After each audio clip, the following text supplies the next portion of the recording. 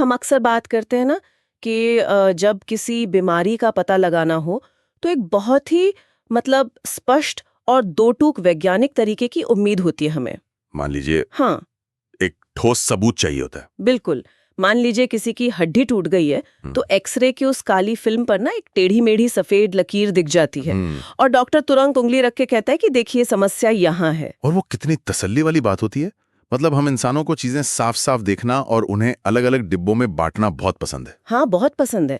लेकिन ये जो एक्सरे वाली सुविधा है ना, ये हमें सिर्फ हमारे भौतिक शरीर के मामलों में मिलती है। सही कहा आपने। असल में जब चीजें ठोस होती हैं तो उनका विश्लेषण करना आसान होता है।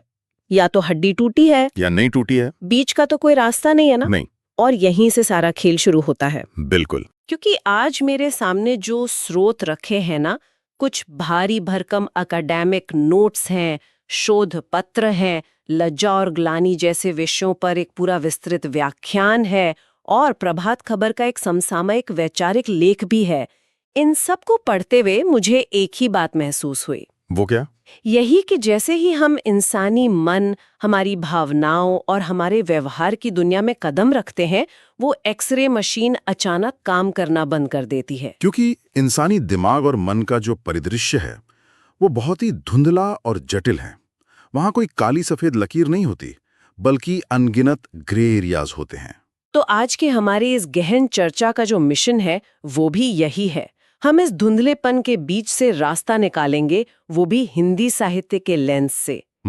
हम अक्सर सोचते हैं कि साहित्य क्या है, खाली समय में पढ़ी जाने वाले कुछ कविताएं या कहानियां, लेकिन आज इन स्रोतों से हम ये समझेंगे कि कैसे दशकों पहले शांत कमरों में बैठकर लिखे गए निबंध असल में मानव मन और हमारे मनोविकारों का एक बहुत ही सटीक वैज्ञानिक एक्सरे हैं। बिल्कुल सही बात है। और यकीन मानिए, ये सब कोई पुरानी किताबी बातें नहीं है। ये आज के शोर शराबे वाले समाज, हमारी राजनीति और रोजमर्रा के व्यवहार को डिकोड करने की सबसे अचूक चाबी हैं। हाँ, और इस चर्चा को शुरू करने के लिए ना आचार्य रामचंद्र शुक्ल का एक बहुत ही सटीक उद्धरण है। उन्होंने कहा था, यदि गद्य कवियों या लेखकों की कसौटी है तो निबंध गद्य की कसौटी है। ये कथन अपने आप में बहुत गहरा है। चलिए इसे थोड़ा विस्तार से समझते हैं। मुझे ऐसा लगता है कि निबंध लिखना लेखकों के लिए एक मैराथन दौड़ने जैसा है। वो कैसे? 100 मीटर की दौड़ में तो आप बस अपनी पूरी ताकत झोंक देते हैं। कविता में आप लय, ताल और तुकबंदी के पीछे छिप सकते हैं। हाँ, भावनाएं शब्दों की कमी को ढक लेती हैं। एकदम सही। लेकिन मैराथन में आपको अपनी सांसों पर, अपनी गति पर और हर कदम पर नियंत्रण रखना होता है। गद्य में और खासकर निबंध में छिपने की कोई जगह नहीं होती। आपकी भाषा पर पकड़, आपके विचारों की स्पष्टता, सब कुछ बेनकाब हो जाता है। यही कारण है कि निबंध विधा को इतनी गंभीरता से लिया जाता है। आपकी तार्किक क्षमता की असली परीक्षा यही होती है। लेकिन देखिए, गंभीरता का मतलब ये नहीं है कि निबंध हमेशा उबाऊ होते हैं। अरे नहीं, बिल्कुल नहीं। हिंदी साहित्य में निबंधों के भीतर कैसे कैसे अनोखे प्रयोग हुए हैं, ये देखना बहुत दिलचस्प है। अरे प्रयोगों की तो बात ही मत पूछिए। इन स्रोतों को पढ़ते हुए मैं तो अपनी हंसी नहीं रोक पाई। इसमें प्रताप नारायण मिश्र का जिक्र आता है, जिन्हें भाव प्रधान निबंध लिखने के कारण हिंदी का स्टील कहा गया, रिचर्ड स्टील के तर्ज पर। बिल्कुल। उन्होंने शरीर के अंगों पर निबंध लिखे थे। जरा सोचिए, 1800 के दशक में कोई लेखक आराम से बैठा है और सोच रहा है कि आज दुनिया को किस चीज की जरूरत है। हाँ, भौं पर एक 2000 शब्दों का निबंध। कमाल है ना? हाँ, उन्होंने माँ, पेट, दांत, नाक, भौं, इन सब पर बाकायदा दार्शनिक निबंध लिख डाले। और सुनने में भले ही ये मजाकिया लगे, लेकिन इसके पीछे एक बहुत बड़ा मकसद था। ये दर्शाता है कि निबंध की विधा कितनी लचीली है। मतलब एक लेखक चाहे तो एक दांत या भौं जैसी साधारण सी शारीरिक विशेषता के माध्यम से पूरे मानव स्वभाव और समाज के खोखलेपन पर गहरा व्यंग कर सकता है। मतलब ये महज शरीर विज्ञान नहीं था, ये समाज का मनोविज्ञान था। बिल्कुल। और एक तरफ हमारे पास ये रोजमर्रा के विषयों वाले निबंध हैं, तो दूसरी तरफ हमारे स्रोतों में रामधारी सिंह दिनकर जी की संस्कृति के 4 अध्याय जैसी महाकाय रचना का भी जिक्र है। ये तो अपने आप में एक मील का पत्थर है। हाँ, वो तो है। दिनकर जी ने पूरे भारतीय इतिहास को 4 बड़े सोपानों में बांट दिया ना। आर्यों का आगमन, जैन और बौद्ध आंदोलन, इस्लाम का आगमन और अंत में यूरोप का आगमन। ये बहुत महत्वपूर्ण बिंदु है, क्योंकि जब हम इतिहास पढ़ते हैं तो अक्सर तारीखों और युद्धों में उलझ जाते हैं, लेकिन दिनकर जी ने इन 4 चरणों के माध्यम से ये समझाया कि कैसे हर एक चरण ने भारतीय मानस को, हमारे सोचने के तरीके को गहराई से बदला। और उन्होंने जो एक बात कही है वो सीधे दिमाग में छप जाती है। दिनकर जी कहते हैं कि इस पूरी ऐतिहासिक प्रक्रिया में इतिहास तो साहित्य और दर्शन के महल का महज एक किराएदार है। बहुत खूब, बिल्कुल।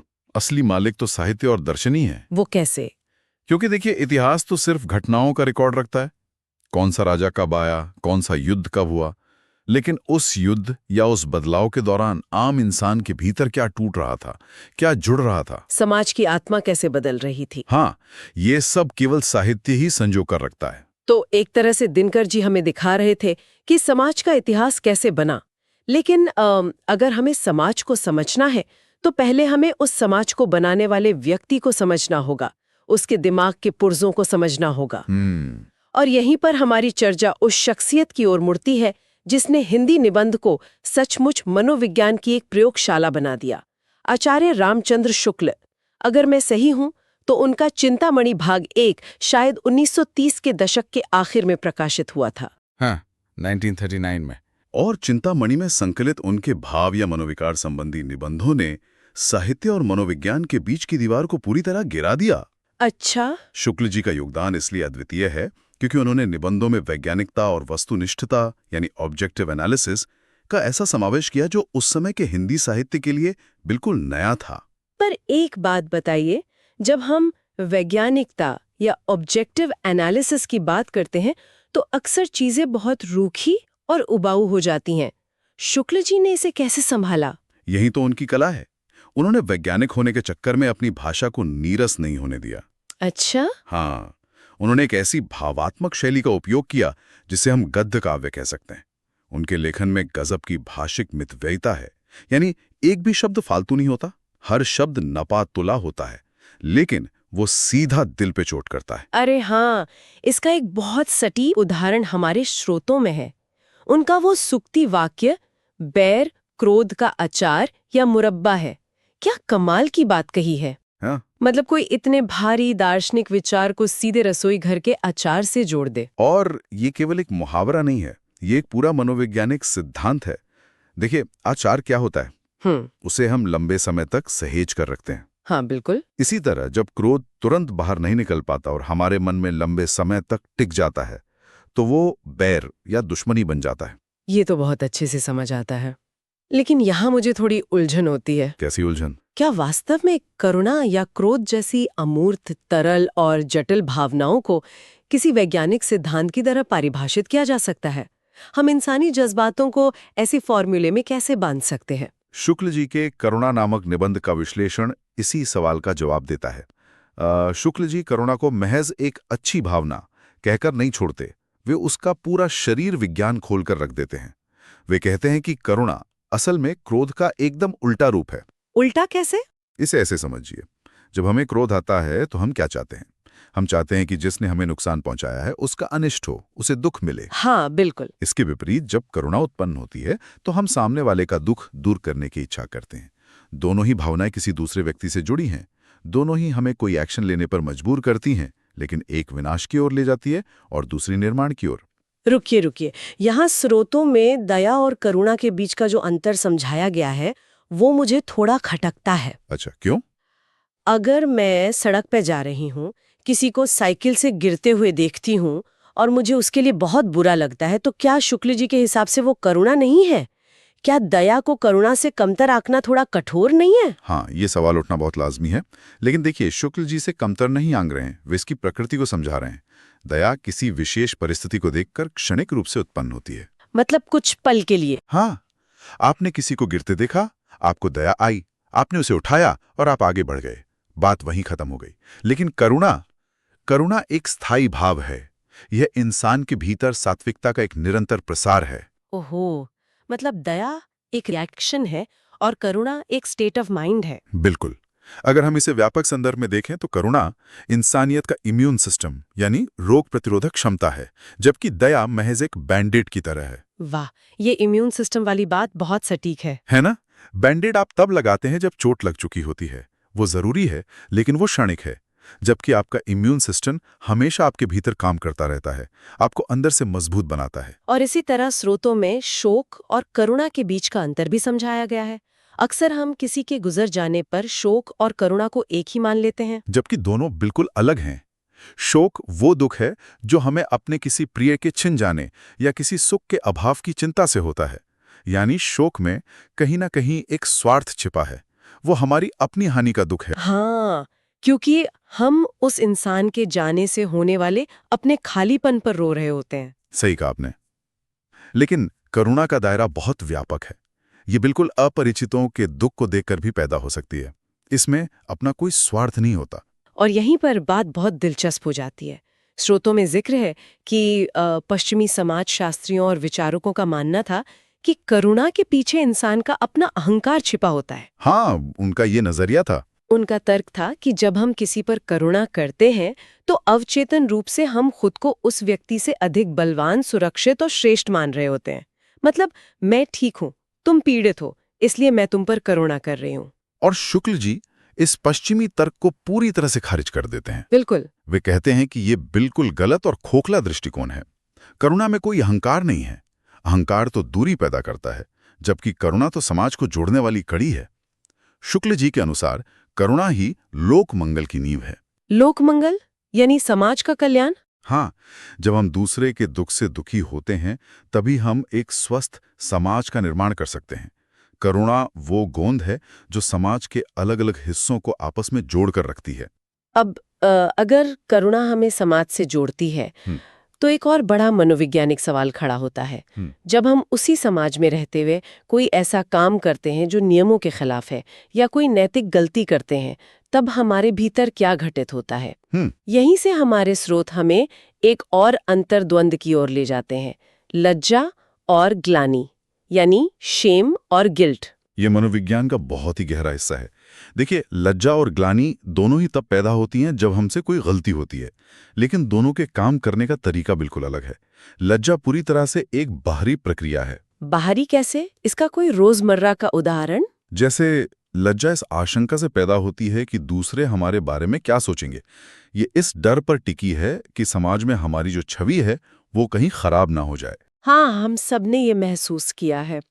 मान लीजिए हम किसी बड़ी दावत या शादी में गए हैं, बहुत अच्छे कपड़े पहने हैं, और अचानक हमारे हाथ से रसगुल्ला हमारी सफेद शर्ट पर गिर जाता है। अरे हाँ। उस वक्त जो झेप होती है ना, जो पसीने छूटते हैं। हाँ, क्योंकि हम सोच रहे थे कि आसपास के लोग क्या देख रहे हैं। बिल्कुल, वही लज्जा है। एकदम से।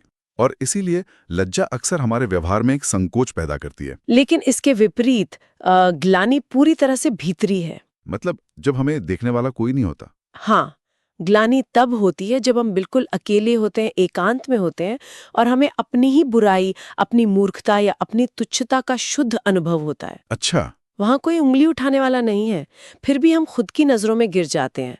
स्रोतों में इसे एक आंतरिक शुद्धि, इंटरनल प्यूरिफिकेशन की प्रक्रिया बताया गया है, और ये स्पष्ट किया गया है कि ये केवल सात्विक और उत्तम प्रकृति के लोगों को ही होती है, क्योंकि जो इंसान अंदर से मर चुका है उसे ग्लानि महसूस ही नहीं होगी।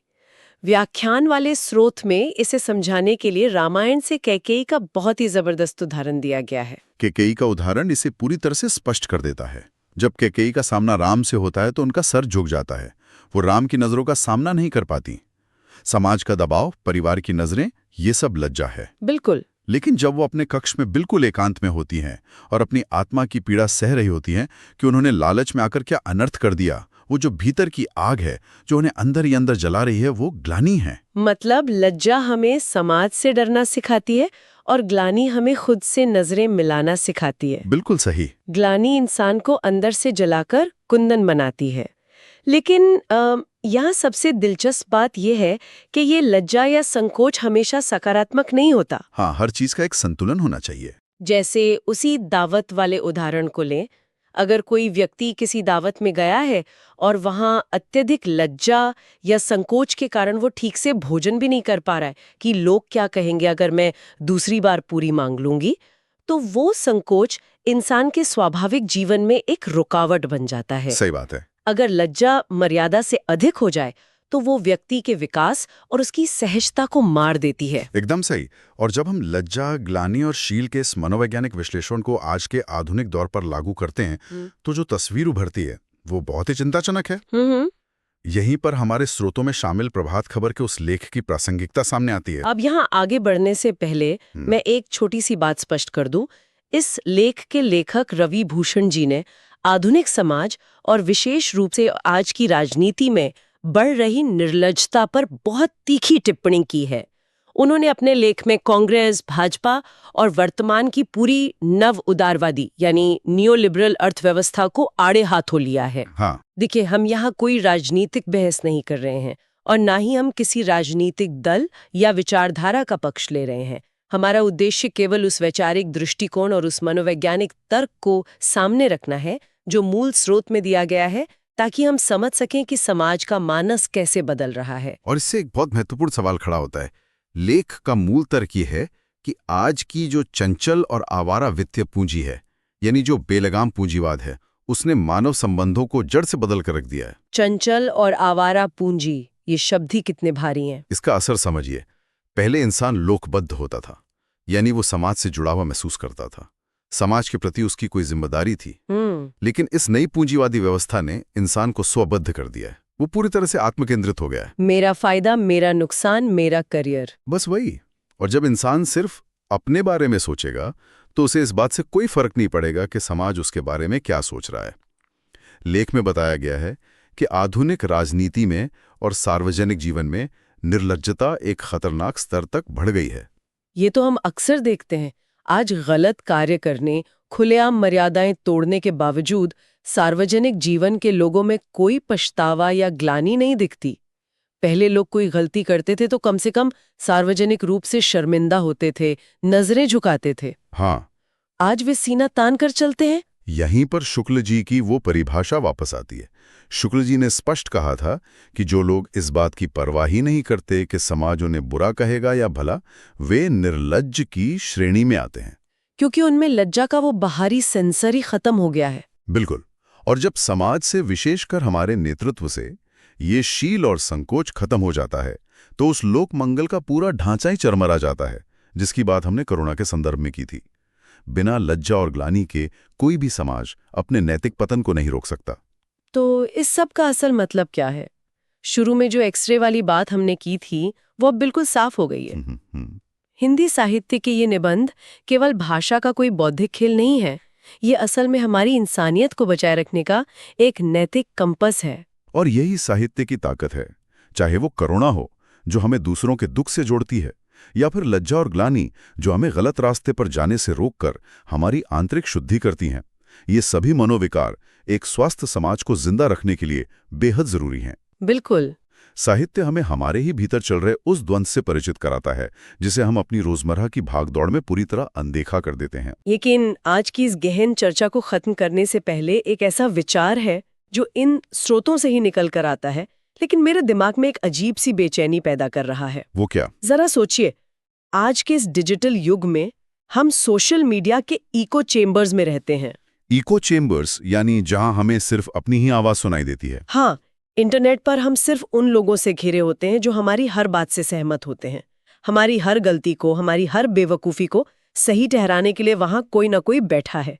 तो क्या इस तरह हम उस सामाजिक वातावरण को ही धीरे धीरे खत्म कर रहे हैं जो हमारे भीतर लज्जा पैदा करता है? ये एक बहुत ही डराने वाली संभावना है। अगर कोई हमें ये बताने वाला ही नहीं बचेगा कि हम गलत हैं, अगर हमारे आसपास सिर्फ हमारी तारीफ करने वाले लोग होंगे, तो हमारे भीतर एकांत में ग्लानि कैसे उत्पन्न होगी? ग्लानि का स्रोत ही सूख जाएगा। और अगर ऐसा हुआ, अगर इंसान के भीतर से ग्लानि और लज्जा पूरी तरह खत्म हो गए, तो क्या भविष्य में मानव नैतिकता का स्वरूप पूरी तरह से म्यूटेट होकर बदलकर कुछ ऐसा बन जाएगा जिसे हम इंसानियत कह ही न सकें? क्या वो एक्सरे मशीन भविष्य में हमारे दिमाग की कोई ऐसी तस्वीर दिखाएगी जिसे हम खुद पहचान ही ना पाए? ये सचमुच एक ऐसा सवाल है जो हमें बहुत गहराई से सोचने पर मजबूर करता है। बिल्कुल। और इसी विचार के साथ हम आज की ये चर्चा यही रोकते हैं। साहित्य का ये दर्पण हमें लगातार खुद को देखने का मौका देता है, बशर्ते हम अपनी आंखें खुली रखें और खुद से सवाल करते रहें। इस गहन चर्चा में हमारे साथ जुड़ने के लिए बहुत बहुत धन्यवाद। हम उम्मीद करते हैं कि आप सब आचार्य शुक्ल के इन विचारों और अपने खुद के मनोभावों पर विचार करना जरूर जारी रखेंगे।